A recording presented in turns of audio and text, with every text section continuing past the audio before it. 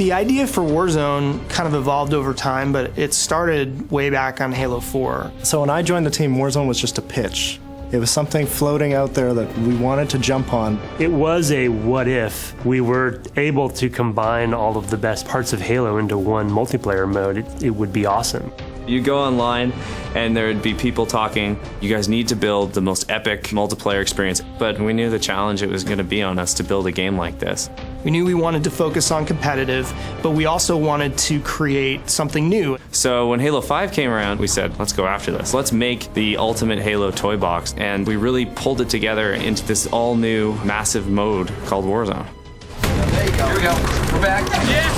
That was awesome. Warzone is everything in one package. You have 2 teams of 12 Spartans meeting in battle on epic scale maps. You have the enemy AI, you have vehicles, you have bosses that will enter the battlefield at key points, and the entire time you're trying to capture the most victory points for your team.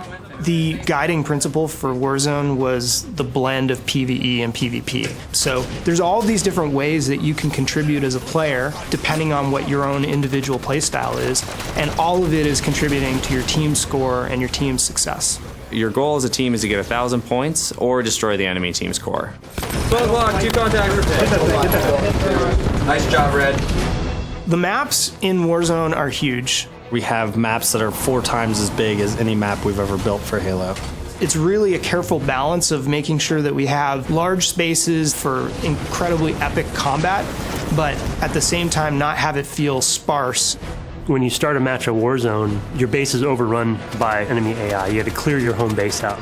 And when you go out into the war zone, you have all these choices at your disposal. It's like, do I want to go and capture a base, or do I want to go and do combat with a boss?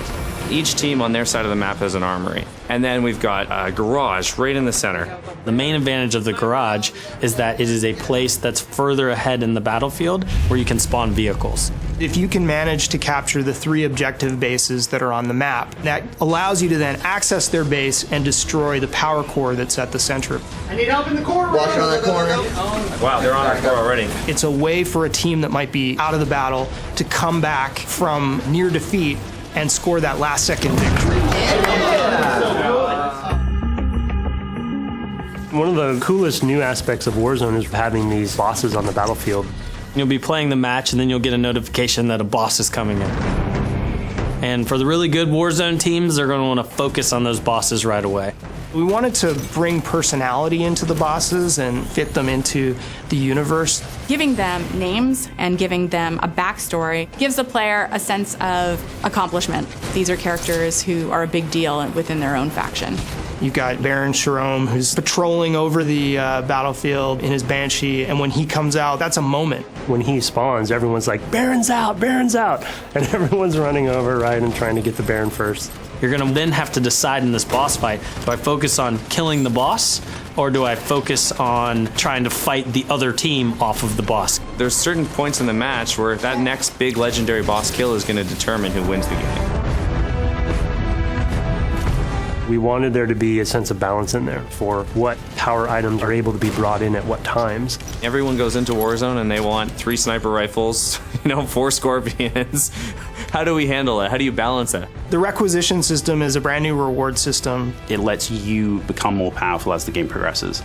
Everything that you're doing, all the kills that you're scoring, capturing bases, all of those things are helping you gain additional rec levels. So within your home base and each one of the 3 objective bases on every Warzone map, you have requisition stations. If the player has rec cards in their inventory, then they can go to the terminal and use those cards to get all of the best items from the Halo sandbox. Rec cards you earn through any type of multiplayer experience. So if you're playing Arena or you're playing Warzone, we will be giving you rec packs as you go up the ranks.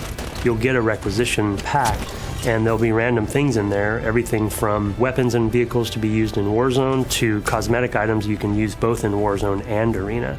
So as I level up within the match, I get access to the higher level cards that are in my inventory, and I can use that Scorpion card or that Banshee or that rocket launcher No more like fighting for that one spot on the map where the Scorpion tank spawns. No, I bring my Scorpion tank in with me in my wreck collection. But you don't just get to start the match and call it in and just wreck house. You got to actually take bases, get points, and as the battle gets crazier and everyone's leveling up together, your choices get bigger as well.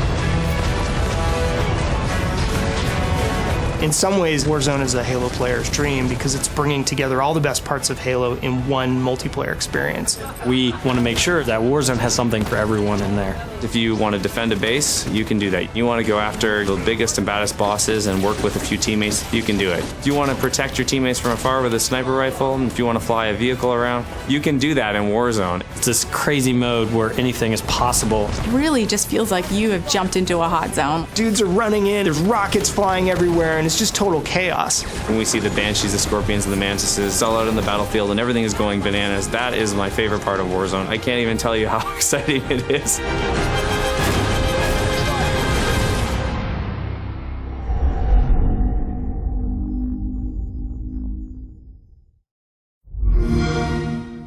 Xbox One, now $349.